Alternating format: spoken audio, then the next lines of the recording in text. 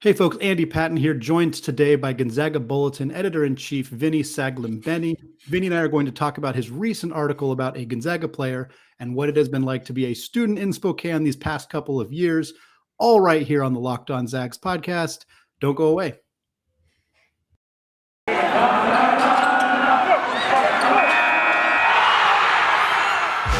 You are Locked On Zags, your daily podcast on the Gonzaga Bulldogs. Part of the Locked On Podcast Network. Your team every day.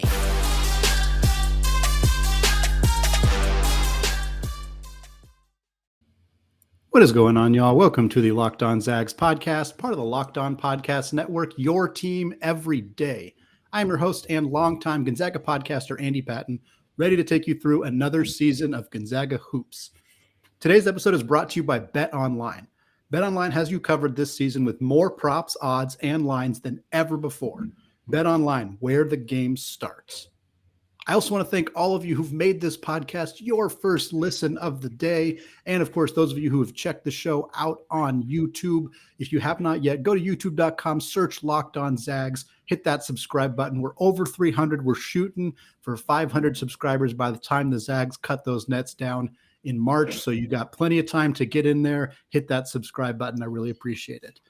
All right, no longer burying the lead. Today is a very special episode of Locked On Zags. I am joined today by Vinny Saglimbeni. Vinny is the editor-in-chief of the student newspaper at Gonzaga, the Gonzaga Bulletin. He is also one of many, many members of Gonzaga Twitter who is a fan of the San Francisco 49ers. That seems to be a very popular trend among Gonzaga fans.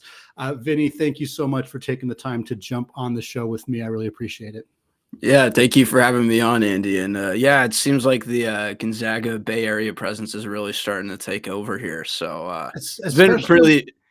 Go ahead. Yeah, I was just gonna say it's been pretty big recently. Even when I came, there was a decent amount, but there's even more coming. So I'm excited to talk today, man. Thank you again for having me on. It's nice to meet you too. I think this is our first time actually formally meeting and everything. So yeah, this is how people meet these days is through Zoom, through phone calls like this. So I'm really glad you got the time. I'm glad we could make it work. I blame Stephen Carr, the former host of Locked On Zags, for all the 49ers fandom amongst. Hey, we went to the same high school. So oh really?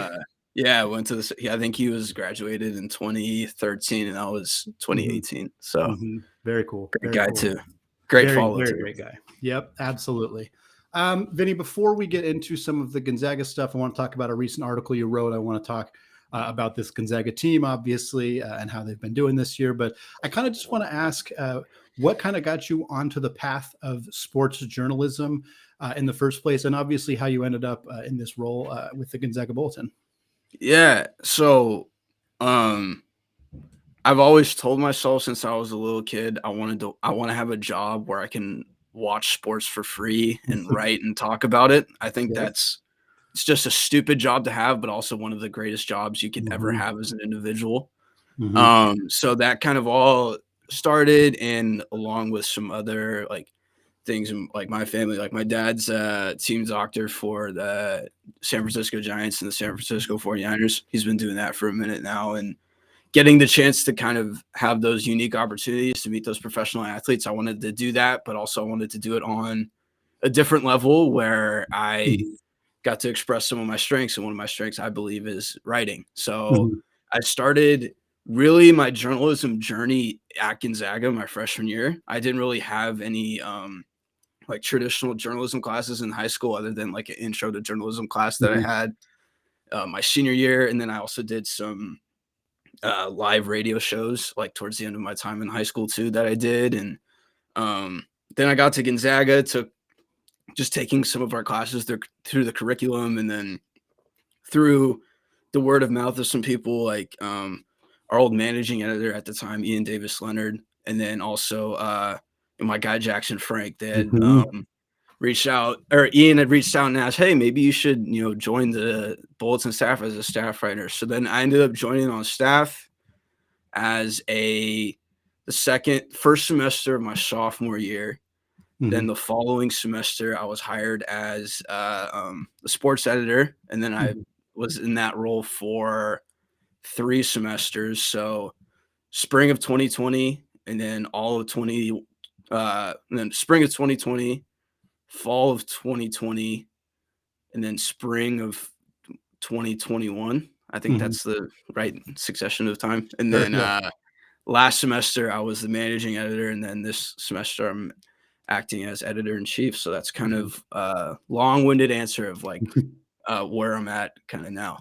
No, it's very cool, and I think, for me, seeing people and their kind of progression in this career, Yeah. as somebody who is, a freelance in my career and not an established professional, I think one thing that I like to see other people who are aspiring in this career do is really branch out and try to do as many different avenues. Like, I expected to be a writer, and I still Mhm. do write, but I didn't expect to be a podcaster. And even when I started becoming a podcaster, I didn't necessarily expect to be on video. And now I'm on video every single time that I record. I literally post a Yeah. video of myself talking about sports every single day. That's not something that I necessarily envisioned happening. And I like it and I'm happy about it. But I think it's like, especially when you're young and you're just starting out, like doing every little bit that you can. And I know you have experience doing some radio. I know you have experience doing writing. And it's really cool to see Gonzaga give opportunities, multiple different ways to have opportunities to expand within that career. Obviously, we talked a little bit about Jackson and how he's Yeah. progressed to being a very successful writer about the NBA, doing his dream job, and former guest on the show. For those of you who missed that episode, it was a fantastic one talking about Zags in the NBA. But it's cool to see how this program at Gonzaga has really put students in a opportunity to succeed in the sports writing and podcasting world, because it's a tough world to really kind of find your footing. Yeah, it definitely is. And I think the thing that made it, even more special for me was that I didn't come to Gonzaga for this program. Mhm. Like I wanted to go to Gonzaga. Being a kid from San Jose, California, growing up in California, I Mhm. kind of wanted to get out and kind of Yeah, start my sure. own, chapter and in my own life and be at a different place. And Spokane ended up being the perfect Mhm. city in the sense that it's not too far away from home. It's only like a Right, 2-hour flight or whatever it may be, but it's right, also far enough to where I can be on my own and kind of right. create that kind of independence. So it's been a very unique opportunity for me. And I think, um, yeah, and you make a good point there. I think our, sports writers that are coming out of Gonzaga are doing a lot of really good things, Mhm. heading off into the future. And I think we Mhm. got some other, younger guys leading up as well. So I Yeah. think it's just, it's been really fun to kind of see how it's all been developed, not just from my personal end, but seeing guys like, Jackson where they're at now, and then Mhm. also some of our younger guys and, the Mhm. future that they have in store for them. And yeah, and Kendra Andrews, who is a former Yeah, Gonzaga. exactly. Right. Yeah, Like, yeah. yeah, yeah. Kendra's having a really successful career covering the Golden State Warriors now for ESPN. Yeah. Um, I wanted to kind of transition to talk about an article you recently wrote for the Yeah. Bulletin about Matthew Lang, graduate or transfer. Try that again. Walk on. Yeah.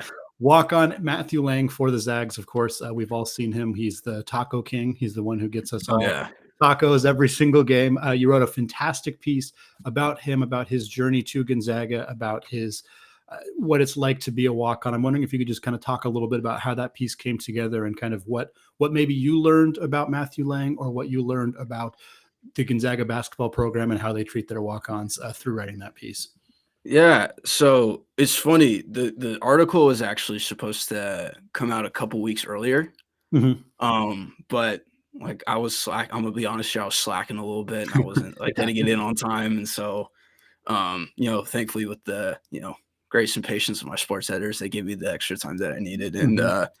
yeah, so it was great, honestly, talking to Matt and just getting to know him kind of on that personal level, just because I don't Mhm. think, with walk-ons, obviously it comes like not as much playing time as a normal player, but they also Sure. don't get as much media Mhm. attention as well. And these are some of those guys that are, I think it's safe to say now, Matt Lang is a fan favorite amongst the Gonzaga Oh, yeah. uh, fan base, and just getting to talk to him, seeing just all the different connections of how he got here, how like originally, like when Gonzaga was when he around the time like his senior year, Gonzaga was actually showing up to his games, but not for him. they're actually going for his teammate, Kamaka Hepa, who ended up going to Texas and then transferring to Hawaii. But Coach Michelson, who just happened to be also a alum of Matt Lang's high school, both of them went to Jesuit high school, had kind of, let him know of this preferred walk-on spot. And, he took that opportunity, and it was just talking with Matt, just talking about the experiences that he had, like getting the chance to go to Maui that freshman year, kind of being that freshman year going against Duke. And he actually played against RJ Barrett in that Monteverde team while he was at AAU, and he beat that team. So that was a fun little story too. And just seeing, I think the main thing that I got out of that is just seeing how much respect his teammates have for him and those kinds of walk-on guys. And I think it's obviously easy to say, like, just looking at it raw, it's easy to say that Matt Lang, for people to say like Matt Lang may not be as good of a player because he doesn't get as much playing time. But I think the players on the team and the coaches understand how good and how important he is, and a player like he is to those main guys that are getting those reps. Like Matt Lang's like those guys that don't get as much playing time, getting all those reps on that scout team. And so he's helping those other guys improve in other areas that they need. Like Matt Lang, like that's the thing too. Matt Lang is not a bad player. Like I don't think people don't tend to understand that. And it's just unfortunate for him, just because the guys that are in front of him are just better than him, right? When you can get, and Matt Lang understands that. And I think that's something that is very telling of him as well. He could have easily gone off to a different school and he'd be getting PT at another school, but he decided to stay committed to Gonzaga for the experience, for wanting to, stay in a winning environment. That was something he had said as well. Like, I'm a competitor. I want to win. Why would I go anywhere else? Gonzaga wins literally all the time. Right. So it's like, it was just really cool to see that behind the scenes. It was behind the scenes with him, and seeing the impact that he has on his teammates was really awesome to get to feature on him.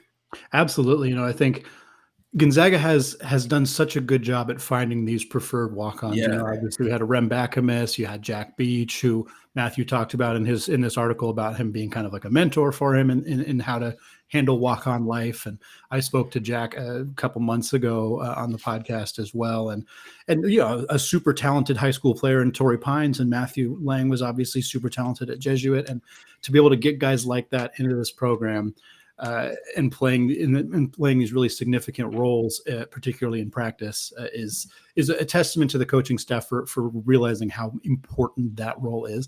And you touched on something that I really wanted to talk about, which was also kind of one of the final lines in your article, was about him. He's planning to take his final year of eligibility. Correct me if I'm wrong on this, but he was not exactly committed to whether that was going to be at Gonzaga. And as much as we would love to have Matthew Lang back because he's fun and everything like that, I would love to see him transfer, and just because I want to see what he could do somewhere else. I don't know where he would land. It would be difficult for other teams to necessarily get a good read on how good he is, if other D1 schools are looking at him. But I've wanted to see one of Gonzaga's walk-ons do this and go somewhere else. And again, if he stays, great. But if he goes, I'm curious kind of your thoughts on, like, could he go somewhere and like legitimately play ball somewhere else, and kind of what that might look like? Yeah, no, I think he's more than capable of doing that. I think there's a lot of teams that could use a guy like Matt Lang on their team, even if he's not starting, having that, like, first couple guys off the bench to stretch out the floor. Like, right. I think that's something that a lot of teams could really use, and it'll be interesting to see where he goes. Again, I don't think it's a bad option either way, whatever he decides to do. But yeah, and that's another cool part about it too. Not just like the basketball side and everything, but kind of the more intellectual side, and like how like organized and kind of planned like Matt Lang is as an individual. Like, he has the plans to go, get his CPA in accounting. So he's a super smart guy too. And being able to, especially accounting program at Gonzaga, I got a few buddies that are in that program. Yeah. It's not the easiest program for sure. And seeing that, and just, I think another thing too is just seeing the rewards that he's been able to get for his time and for his commitment and his hard work, like getting that semester-long scholarship that sophomore year. And then it was funny, right after I released the article, he texted me like 10, 15 minutes after saying, like, I don't know if it's too late or not, but I actually got put on scholarship again this semester. And I'm like, Matt, you are not late at all. Thank you for letting me know so that I can update it and everything. And so, and that's the kind of player that, you know, Gonzaga would be getting back next year, or another team is getting, just someone who's, you know, committed to their craft, a hardworking individual that has some skill and that has been improving with each year that he's been in this program. And so a lot of teams could really benefit with having Matt Lang on their roster. Absolutely. Thank you so much to Vinny for joining the show today. We're going to come back in the second segment. We're going to talk about what it's like being a student at Gonzaga, something that many of the people listening to the show have experience with, but probably have not experienced the same way that Vinny has because of what has happened in the last couple of years. We're going to come back. We're going to talk about that. Before we get there, though, I want to tell you all about Bet Online. There might be less football being played, but betonline.net has way more stuff to bet on this playoff season. From scores, totals, and player performance props to where the next fired coach is going to land, BetOnline is the #1 spot for all things NFL betting in 2022. And it's not just football. BetOnline.net's basketball, hockey, boxing, and UFC odds coverage is the best in the business. From sports right down to your favorite Vegas casino games, BetOnline is your #1 online wagering destination. BetOnline is the fastest and easiest way to wager on all of your favorite sports and play your favorite games. All right, segment 2, still Andy Patton, still Locked On Zags, still here chatting with Vinny Saglimbeni, the editor-in-chief of the Gonzaga Bulletin.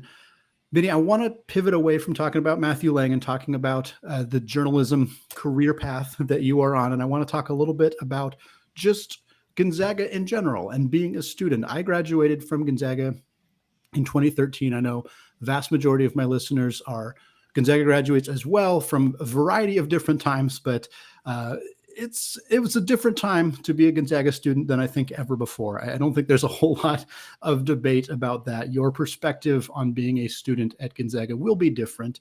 And I want to kind of just hear a little bit about what it's been like, especially for you as a student who's not from Spokane, who's not from Washington. You know, it must have been more of a challenge with the pandemic and with everything that kind of has gone down the last couple of years to kind of still be engaged with the Gonzaga community. What has that been like for you?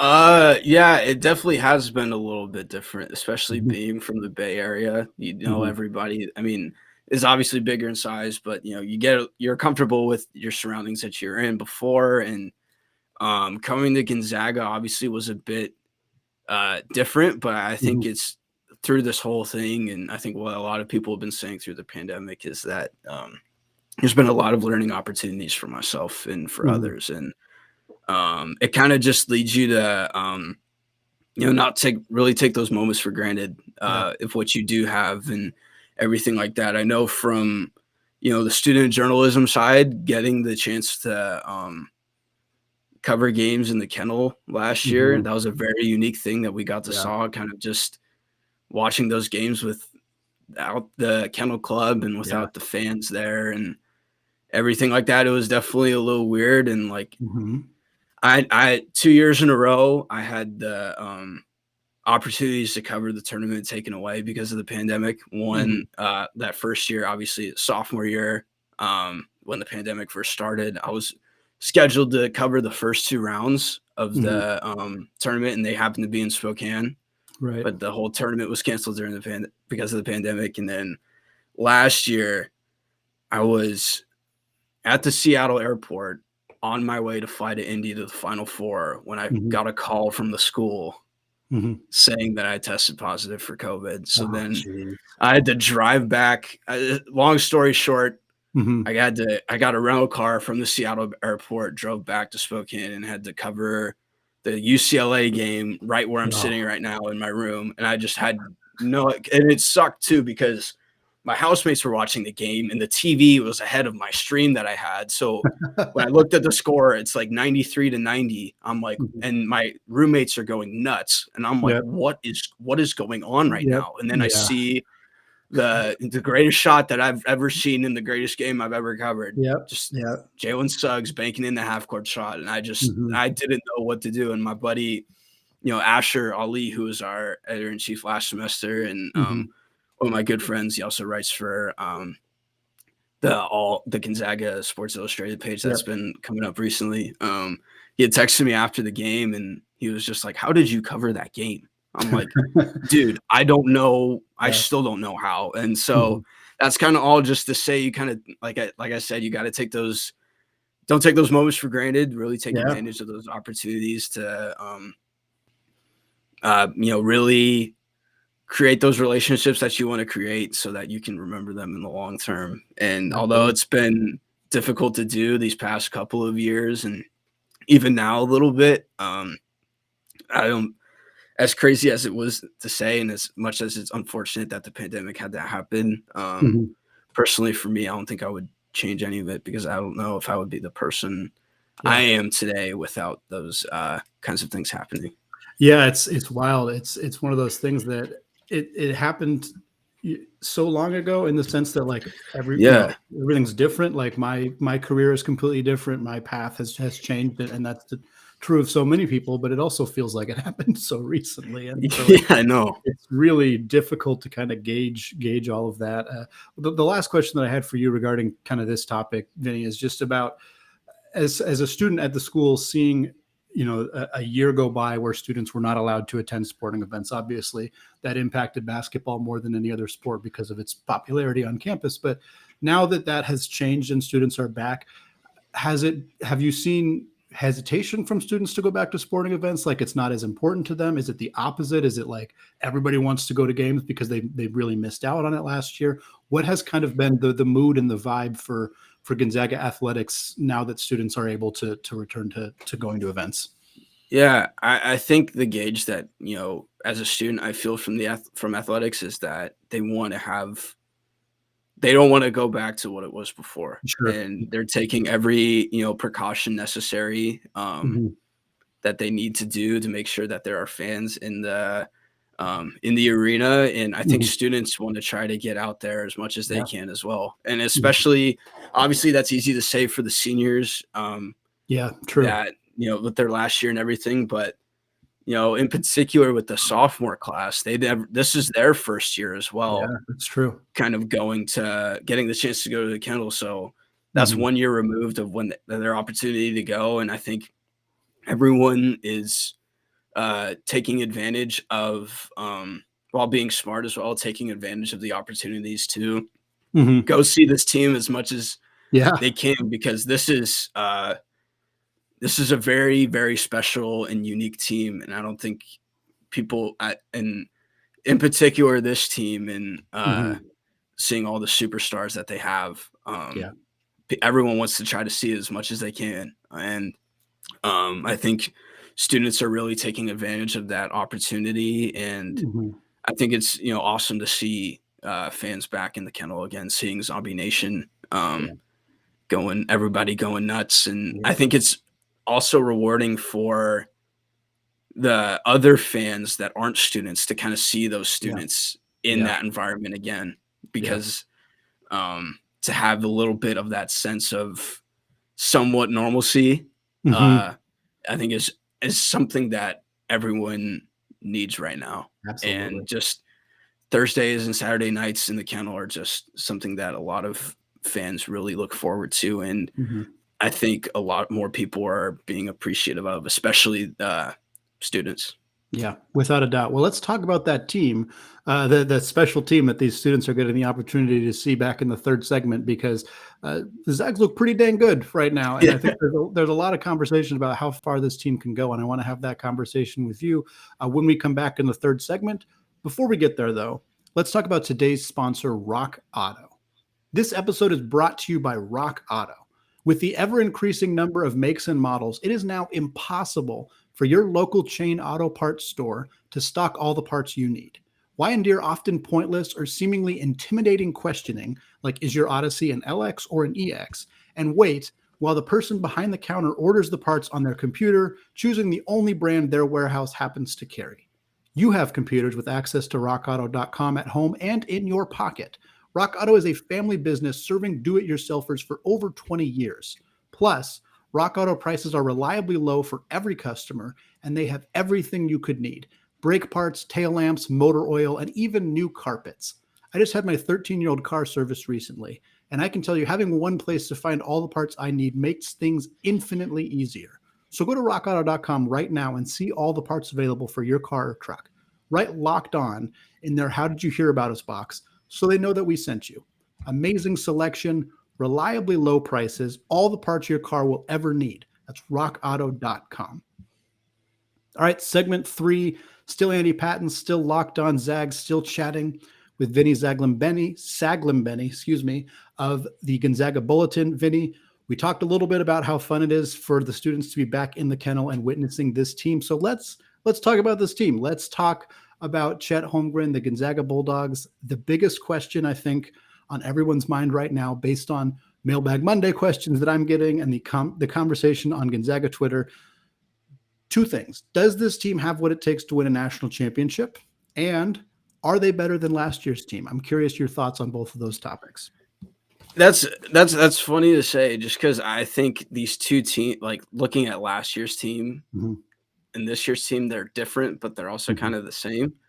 Yeah. I know it's easy for me to say as a Gonzaga student, but objectively speaking, I find it hard for this team to not be a title contender this year. Yeah, absolutely. I just looking at, and one thing that I talk about with in terms of Mark Few, what he does super well every single year is man management and getting everybody to buy into their roles, and I think everybody is really doing that now. And I think seeing the differences between last year and this year, I think more integrated role for Andrew Nembhard has been beneficial for this team.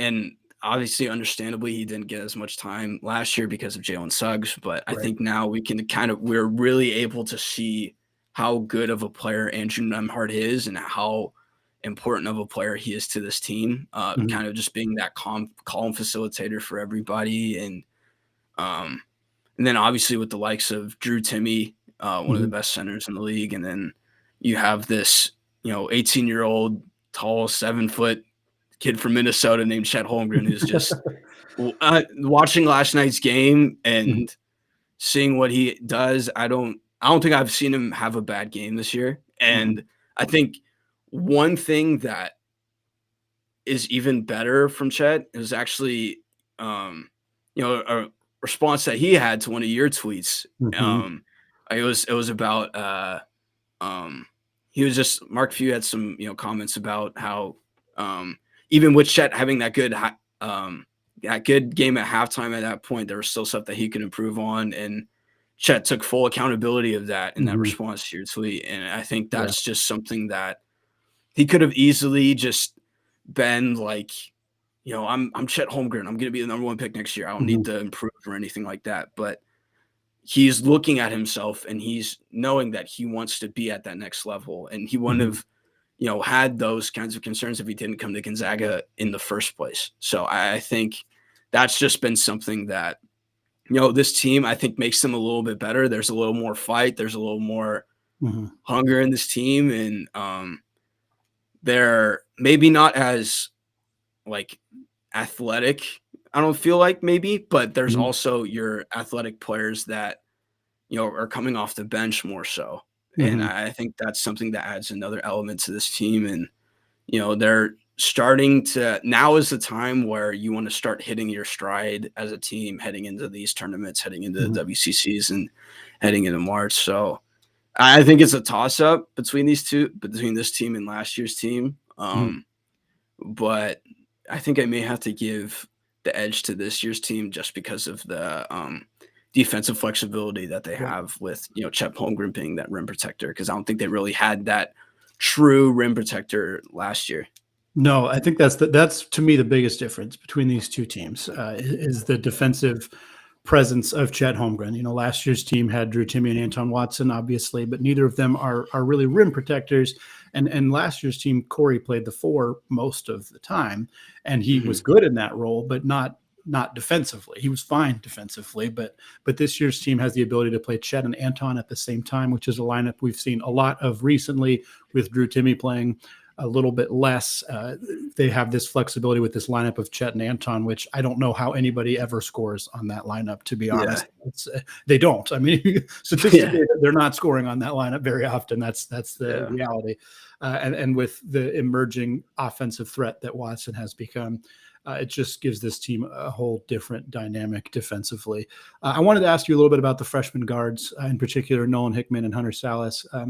And you kind of touched on it a little bit with Chet Holmgren and his abilities to kind of buy into his role. And one thing I see a lot of when people are kind of expressing concern about the future of this team is wondering if players are frustrated because they're not playing as many minutes as they thought they might. And certainly if you were looking at the outside of this program and you saw Hunter Sallis, number 6 recruit in his country, 5-star in his class, 5-star recruit, first 5-star recruit from the state of Nebraska, playing 16 minutes per night as the 4th guard, you could understand why people might be like, well, that kid's going to transfer. He's going to leave. Like, why would he want to stay there? And similar thoughts on Nolan Hickman. I don't get the impression that either of those players are transferring at all.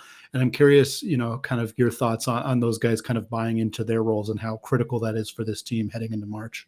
Yeah, I think it's huge. And I think Mark Few, obviously, I think knows that how good these guys are, right? Yeah. Like to get obviously, a guy like Hunter Sallis, a 5-star recruit, just to land him, but it's also Nolan Hickman, a guy who was originally like, that's not anything that you really hear a lot. Like a guy decommitting from Kentucky going to Gonzaga. I don't think that's a very telling statement, I think. And I think part of that, they kind of understand that their time is going to come, and that could very well be the backcourt next year. And I think they're in a good spot if that's the backcourt next year of Hunter Sallis, Nolan Hickman. And and there are times where they do, or Mark Few puts them in, where they need to step up in those big moments. And I think they have, had those moments. I think with Hunter and his athleticism and his ability to defend and his wingspan, I think that's something that will bring a little bit more of a dynamic edge heading into these tournaments. And, Nolan Hickman and his ability to, create his own shot and not afraid to shoot the 3 when, he feels it. I think that's going to be a big part for a tournament run as well. Is not just, Hickman hitting timely threes, but the team in general. And just having those 2 guys to your disposal, having 2 5-star point guards that you can bring off the bench. It's something that, Mark Few understands and knows, and I think he's used it to their advantage. And, credit to those 2 guys as well for understanding their patience and knowing that their time is going to come. Because although they may not have been, although they're at different levels recruiting wise compared to past players, I think they've seen what past players have gone through in the system and see how it has worked for them. Right. I mean, you look at, I know they're different positions as well, but, Rui Hachimura waited for his time to develop. And now, being a top 10 pick in the NBA, that's where he ended up. Joel Ayayi was a guy who had waited for a little bit and got his chance. And he was one of the most important players on the team last year. And I don't know if they get to that national championship game last year if Joel Ayayi isn't where he's at. And so it's just a thing of trusting the process. And I think these players know that. And they wouldn't have come to Gonzaga in the first place if they didn't know where their careers can go going forward. And I think that's just another unique thing that Gonzaga has that not a lot of schools in the country have is good players that are willing to stay, wanting and knowing that there's so much more that they can get better at. And that's just a very unique opportunity that these guys have. And I think they know that. Absolutely. Well said, Vinny. That is going to do it for us today. Vinny, thank you so much for jumping on the show. I want to give you a chance to let folks know where they can find you. If you're watching on YouTube, you can see his Twitter handle under his name. But if you're not, Vinny, can you let people know where they can find you on Twitter and where they can find your work? Yeah, so you can follow me on Twitter at Vinny Saglimbeni. You can follow a lot of my work will be on the Gonzaga Bulletin Twitter, which is just at the Gonzaga Bulletin. If you just type it into the search bar on Twitter, you can just find it there. Our articles that are up will be at www.gonzagabulletin.com. So check out not just the sports stuff that we do, but all the other stuff that is going on our campus as well. We got some exciting things coming up. We have a WCC tournament wrap coming up in a few weeks. Then we'll have the national tournament wrap. And then that'll be just kind of a lot of the stuff that we do in March in terms of the sports section is, March Madness and all that kind of fun stuff. So be sure to follow us on there. And thank you so much for having me on, Andy. I had a lot of fun here. And, I look forward to, talking Zags with you again soon in the future, heading into these next few months of hoops. Absolutely, Vinny. Thank you again for taking the time. Check out the Gonzaga Bulletin if you don't follow it already. Lots of fun stuff coming up there. Lots of fun stuff coming up here as well on the Locked On Zags podcast. Check it out wherever you get your podcasts and, of course, on YouTube as well.